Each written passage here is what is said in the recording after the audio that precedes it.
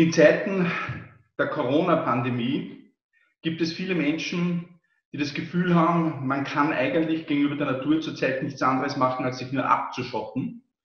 Man hat nicht wirklich ein Konzept, man sitzt und wartet. Einerseits sei es, bis ein Impfstoff entwickelt wird, andererseits unter Anführungszeichen, bis es vorbeigeht. Glaubst du, dass dieses Gefühl, die Natur nicht beherrschen zu können, unser Vertrauen in den Fortschritt zurzeit in Frage stellt? Ich bin da sehr ambivalent, denn auf der einen Seite kann man wirklich dieses Gefühl haben, dass hier dieser Fortschrittsglaube an die technische Beherrschbarkeit aller Naturprozesse etwas gebrochen erscheint. Auf der anderen Seite erleben wir gerade durch diese Pandemie einen Höhenflug der Wissenschaft, der Virologie, der Epidemiologie. Manche sprechen ja sogar davon, dass Wissenschaftler viel zu viel Einfluss mittlerweile haben und die Politik geradezu dominieren oder vor sich hertreiben. Und dieser Glaube an die Wissenschaft hat natürlich damit zu tun, dass wir sehr wohl der modernen Forschung zutrauen, auch mit diesem Virus früher oder später zu Rande zu kommen. Und ich denke, dieses Zuhausebleiben, ob das jetzt verordnet wird, wie in den meisten europäischen Staaten, oder freiwillig erfolgt, wie etwa in Schweden, dieses Zuhausebleiben ist ja kein schreckhaftes Erstarren vor dem Virus, sondern einfach seit Jahrhunderten die angemessene Reaktion auf eine ansteckende Krankheit. Das große Problem bei diesem Coronavirus, soweit ich als sozusagen Nicht-Fachmann das beurteilen kann, liegt ja darin, dass dieses Virus schon ansteckend sein kann, bevor man an einem infizierten Menschen überhaupt erste Symptome wahrnimmt. Das heißt, diese Vorsichtsmaßnahmen der Distanzierung des Abstandes sind hier wahrscheinlich dann ausgeprägter, vielleicht aus der Perspektive von manchen auch überzogener, als bei ansteckenden Krankheiten, wo man auf 5 Meter genau schon sieht, jemand hustet, jemand hat Fieber, jemand schneuzt sich alle 2 Minuten, da wird niemand hingehen und den umarmen, ja, weil man will auch nicht einmal einen Schnupfen bekommen. Und deshalb denke ich, dass diese Maßnahmen angemessen sind einer viralen Erkrankung, die offenbar, soweit uns die Fachleute das sagen können, ihre Tücken hat, ihre ungewohnten oder noch nicht bekannten Verläufe hat, in vielen Dimensionen einfach auch vieles noch nicht klar ist, was wir bei virologischen Erkrankungen sonst wissen. Wann setzt Immunität ein? Wie lange dauert Immunität? Wann ist jemand überhaupt ansteckend? Wie lange ist jemand ansteckend? Und das führt natürlich vielleicht zu Vorsichtsmaßnahmen, die unter Umständen auch etwas sehr rigide und restriktiv erscheinen können. Es gab in den letzten Jahren vor der Pandemie eine Diskussion so unter dem Aspekt Populismus gegenüber Wissenschaft, Fake News gegenüber wirklicher, unter Anführungszeichen, wissenschaftlich fundierter Nachrichten. Am Anfang der Pandemie, zumindest war das mein persönlicher Eindruck, hatte ich das Gefühl, dass die Wissenschaft die Oberhand gehabt hat und eigentlich auch wirklich vor den Vorhang geholt worden ist, international, global. Jetzt scheint es aber schon wieder ein bisschen in die andere Richtung zu gehen. Verschwörungstheorien auf der ganzen Welt tauchen auf, verschiedenste Erklärungen, aber auch Vorschläge aller Art, wie man sich sozusagen gegen dieses Virus schützt oder wie man sich da therapieren kann, tauchen wieder auf, die definitiv gar keine wissenschaftliche Grundlage haben. Glaubst du, hat die Pandemie jetzt sozusagen der Wissenschaft wieder Macht zurückgegeben, unter Anführungszeichen, oder im besten Sinn, im positivsten Sinn? Oder wird das am Ende wieder so sein, dass dieses sich jetzt in den letzten Jahren schon herauskristallisierte, wie soll ich sagen, Bestreben aus irgendwelchen Internetquellen, sich seine ganz persönlichen Informationen zu holen, dann wieder dasselbe sein wird wie vorher? Also ich denke, dass sich da tatsächlich nicht viel geändert haben wird, aus 2 Gründen. Das eine ist, es ist ja beobachtbar, nicht nur in Zeiten des Internet, aber dort oder in diesen Zeiten oder durch diese Technologie natürlich sehr, sehr verstärkt. Es ist ja beobachtbar, dass wissenschaftliche Erklärungen, Vorschläge Hypothesen, Theorien immer begleitet werden von, sagen wir mal, verschwörungstheoretischen Ansätzen, von seltsamen, absurden Überlegungen, zum Teil auch nur von Außenseitermeinungen, die es in der Wissenschaft ja auch immer gegeben hat und die mitunter sich auch als richtig herausgestellt haben. Das Zweite ist, was vielleicht solche Trends, Tendenzen, vor allem in den sozialen Medien, in den Netzwerken verstärkt, ist, dass viele Menschen vielleicht zum ersten Mal leibhaftig, weil es ja tatsächlich berührt und weil es uns ja alle angeht, weil ja niemand gefeit ist vor einer Ansteckung, viele Menschen zum ersten Mal leibhaftig erleben, wie Wissenschaft funktioniert, nämlich als kontroverse Form von Auseinandersetzung, aus Bildung von Hypothesen, die verifiziert oder auch falsifiziert werden können, als ein Vermutungswissen, ein Wahrscheinlichkeitswissen, das bestätigt werden kann oder das wieder verworfen werden muss. Das heißt, viele Menschen greifen vielleicht auch deshalb zu abstrusen Erklärungen, weil sich die Wissenschaft nicht einig ist. Das mag manche auch enttäuscht haben. Was ist das, eine Wissenschaft, die nicht einig ist? Das heißt also, dass man wirklich also hochqualifizierte, international renommierte, angesehene, in allen Rankings ganz vorne stehende Virologen an einen Tisch setzen kann und die völlig unterschiedliche Positionen vertreten. Das ist natürlich für einen Wissenschaftstheoretiker ein wunderbares Szenario, denn er weiß, dass Wissenschaft genau so funktioniert. Aber für jemanden, der von der Wissenschaft jetzt eindeutige Antworten und vielleicht sogar politische Vorschläge erwartet, der muss natürlich enttäuscht sein. Das Zweite, warum jetzt vielleicht diese große Bedeutung der Wissenschaft, der Medizin, der Virologie, der Immunologie wieder zurückgeht, hat natürlich auch damit zu tun, dass viele Beobachter ja festgestellt haben, dass in den meisten europäischen Staaten der Höhepunkt der Infektionen überschritten ist. Es geht zurück. Das heißt, die zentrale Frage ist jetzt nicht nur, wie schützen wir uns weiter, sondern jetzt tauchen natürlich diese Fragen auf, wie überwinden wir dieses Zurückfahren der Ökonomie, der sozialen Beziehungen, der Institutionen, der Schulen, der Universitäten. Das heißt, wie kehren wir wieder zurück? Aber das sind natürlich Fragen, die jetzt primär keine Fragen einer Virologie sind oder nicht mehr oder nicht ausschließlich, sondern das sind politische Fragen, das sind ökonomische Fragen, das sind finanztechnische Fragen, das sind unternehmenspolitische Fragen, das sind soziale Fragen, sind pädagogische Fragen. Wenn man etwa an die heftige Debatte in Österreich über die Wiederaufnahme des Schulunterrichts denkt, natürlich spielen hier nach wie vor medizinische, hygienische Aspekte eine zentrale Rolle.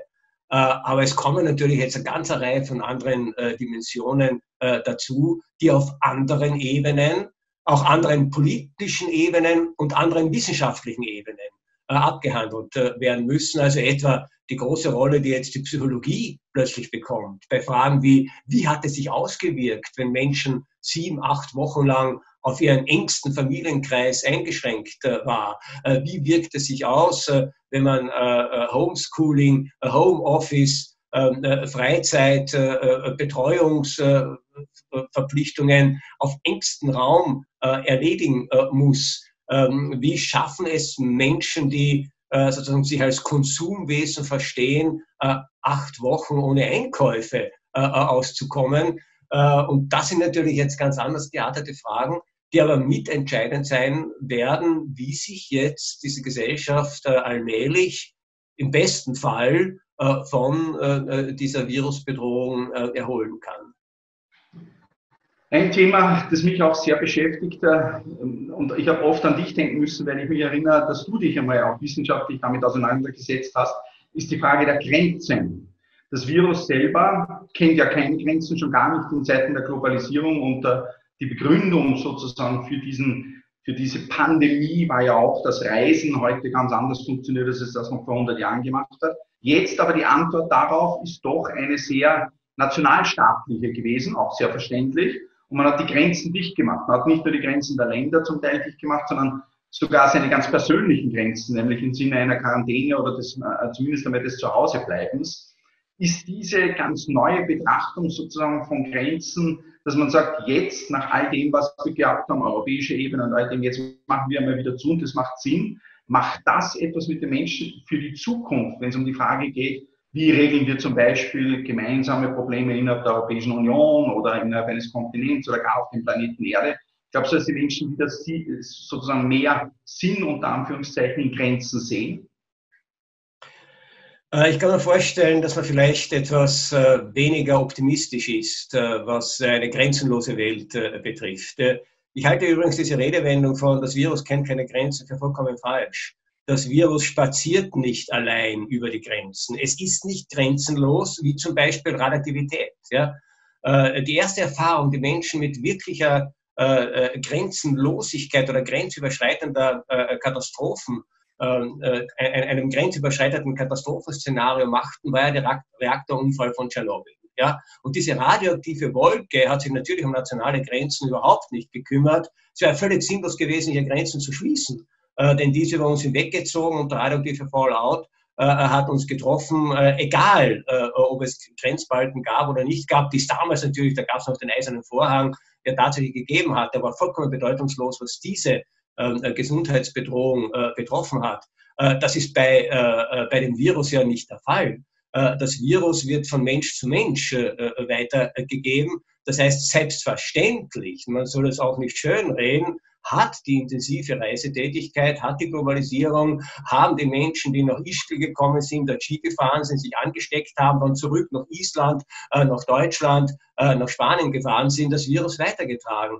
Das heißt also, Grenzschließung in dem Sinne als der Versuch, diesem Virus etwas entgegenzusetzen, eine Barriere aufzubauen, indem man Menschen daran hindert, sich gegenseitig zu begegnen, das gehört ja zu den ganz zentralen Maßnahmen bei allen ansteckenden Krankheiten. Und auch wenn die Europäische Union funktioniert hätte, schon durch eine gemeinsame Gesundheitspolitik, die sie eben nicht hat, weil Gesundheitspolitik einfach noch immer Sache der Nationalstaaten ist, auch wenn die Europäische Union funktioniert hätte, hätte sie trotzdem eine bestimmte Form von Grenzschließung durchführen müssen, etwa genau in dem Sinne, dass schwer kontaminierte Gebiete unter Quarantäne gestellt werden. Also wenn ein Ort unter Quarantäne gestellt wird, heißt das, das ist die strengste Form von Grenzschließung, die wir kennen. Niemand darf raus und niemand kommt rein.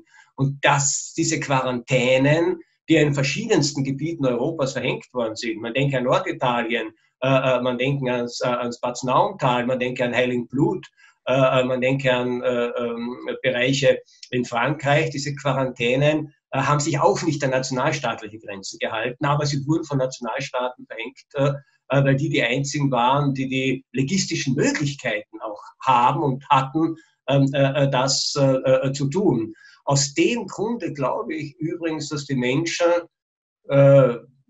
sehr wohl unterscheiden können zwischen den Kompetenzen des Nationalstaates im Gesundheitswesen, die dieser jetzt wahrgenommen hat, in Formen, die ja durchaus auch diskutiert werden können, und den Vorteil eines grenzfreien oder grenzüberschreitenden touristischen Verkehrs, Warenverkehrs, Berufsverkehrs. Und ich glaube, viele wissen, dass wir jetzt diese Grenzen noch eine Zeit lang dicht halten müssen oder nur mit Vorsicht öffnen können, aus diesen gesundheitspolitischen Erwägungen, dass aber dann die Rückkehr zu dem, was etwa im europäischen Raum die Schengen-Vereinbarung bedeutet, nämlich freier Verkehr ohne Grenzkontrollen, dass diese Rückkehr das erstrebenswerte Ziel ist. Und auch hier ist es dann sozusagen eine zum Teil politische Frage, zum Teil ökonomische Frage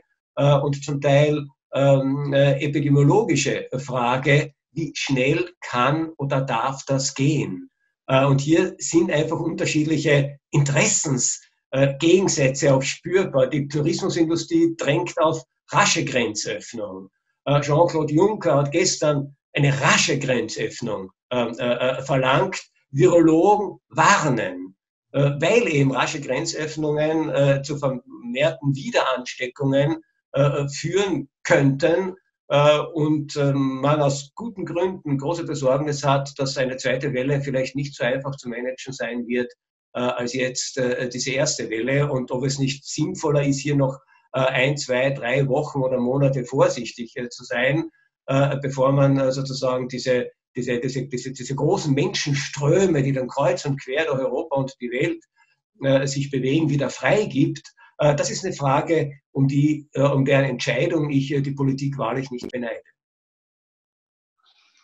Seit vielen Jahren gibt es Appelle, gemeinsam an einem Strang zu ziehen, sei es im Zusammenhang mit Klimaschutz, sei es zum Beispiel bei der Bekämpfung von Hunger auf dieser Welt oder auch in mehr lokalen Fragestellungen, wie zum Beispiel im Bildungssystem. Und immer wieder wurde reklamiert, man zieht aber nicht gemeinsam an einem Strang, weder politisch noch gesellschaftlich, wie auch immer. Jetzt kommt diese Pandemie und die Solidarität oder zumindest das Gemeinsame an einem Strang ziehen war ja enorm über die ganzen Bevölkerungen hinweg. Braucht es eine Lebensbedrohung, eine so ernste Bedrohung für den Menschen, dass man ihn überzeugen kann, doch etwas Gemeinsames zu tun? Oder kann man jetzt irgendwelche, ich sage mal, Herangehensweisen aus dieser Pandemie vielleicht in Zukunft übertragen, um Solidarität für andere Fragestellungen auch zu bekommen oder Gemeinsames an einem Strang ziehen zu schaffen? Das ist eine unglaublich interessante und wichtige Frage. Und auch hier habe ich keine eindeutige Antwort. Es ist zweifellos so, dass in Momenten der unmittelbaren Bedrohung Menschen zusammenstehen. Das ist bei kleinen Katastrophen der Fall. Wenn ein Dorf von einer Lawine bedroht ist, von einer Überflutung bedroht ist, wir erinnern uns noch an die riesigen Brände in Australien kurz vor Ausbruch der Corona-Krise, wie Menschen zusammengestanden sind, um sich vor dem Feuer in irgendeiner Art und Weise zu wehren und zu schützen. Das heißt, die unmittelbare Drohung schafft so etwas wie Solidarität, nachbarschaftliche Hilfe. Jeder weiß, er ist auf den anderen auch angewiesen. Nur gemeinsam hat man vielleicht eine Chance, dieser Bedrohung zu entgehen. Das ist das eine. Auf der anderen Seite, sobald die Bedrohung nachlässt, kommen sofort die alten Interessensgegensätze wieder zum Vorschein. Und das spüren wir jetzt auch. Kaum flachen die Infektionskurven ab. Ist völlig klar, dass soziale, ökonomische Fragen, die durchaus auch kontrovers diskutiert werden, die Interessensgegensätze offenbaren zwischen Unternehmer und Arbeitnehmer, dass die wieder an die Oberfläche gespült werden und natürlich mitbestimmend sind. Was anderes ist es mit dem richtigen Gedanken, dass wir natürlich auf diese Pandemie sehr einzelstaatlich reagiert haben und ich sage gar nicht anders konnten als so reagieren. Hätte man gewartet, bis es hier internationale Vereinbarungen gegeben wird, würde die Zahl der Toten wahrscheinlich ein Vielfaches sein von dem, was wir heute beobachten können. Aber gleichzeitig ist uns schon klar, dass eine Pandemie, die sozusagen jedes Land dieser Erde bedroht oder bedrohen kann, dass so eine Pandemie natürlich auch gemeinsame Abwehrstrategien oder Forschungsstrategien erfordert. Und es gibt ja jetzt den Aufruf, dass die Wissenschaft, dass die Forschung gemeinsam, international gemeinsam an einem Impfstoff forschen und arbeiten soll. Ich kann dazu nur sagen, nachdem ich den Wissenschaftsbetrieb ja ein bisschen kenne, und weiß, was es bedeutet, etwas als Erster entdeckt zu haben, etwas als Erster publiziert zu haben, ein Patent als Erster angemeldet zu haben. Das waren doch bisher die wirklichen Motivatoren, nicht nur in der pharmazeutischen Forschung. Nachdem ich diesen Betrieb ein bisschen kenne, wage ich an diesen Bekundungen, machen wir es doch gemeinsam, leise Zweifel zu hegen. Ich glaube, wenn die Verlockung wieder da ist, dass man hier also, ich sage jetzt gar nicht einfach staatlich, ja, sondern als einzelne Forschergruppe, als einzelnes Unternehmen, pharmazeutisches Unternehmen, hier einen bestimmten Vorsprung erringen kann, dann wird es schon großer Charakterstärke bedürfen. Und wird es auch einer wirklichen Solidarität bedürfen, nämlich derart, dass man sagt, also wir könnten jetzt einen Vorsprung auch monetär ummünzen und uns sozusagen einen ökonomischen Vorteil gigantischen Ausmaßes erarbeiten. Aber wir tun es nicht, damit alle anderen auch gleichzeitig zum Beispiel zu diesem Impfstoff kommen. Ich weiß nicht, ob alle Institutionen, alle Forscher, alle nationalen Forschungseinrichtungen, alle privaten Forschungseinrichtungen zu dieser Charakterstärke finden werden. Ich würde mich freuen. Gleichzeitig wäre das natürlich dann auch ein Beispiel, dass Wettbewerb, dass Konkurrenz, dass der freie Markt nicht immer der beste Motor für gute Forschungsergebnisse sein muss, sondern dass offensichtlich auch internationale Kooperation, Verzicht auf Vorteile, Verzicht auf Publikationsplätze mitunter genauso oder sogar bessere Forschungsergebnisse bringen kann. Das wird auch, würde ich mal sagen, aus der Innenperspektive der Wissenschafts- und Forschungspolitik eine sehr, sehr interessante Zeit werden, die jetzt auf uns zukommt.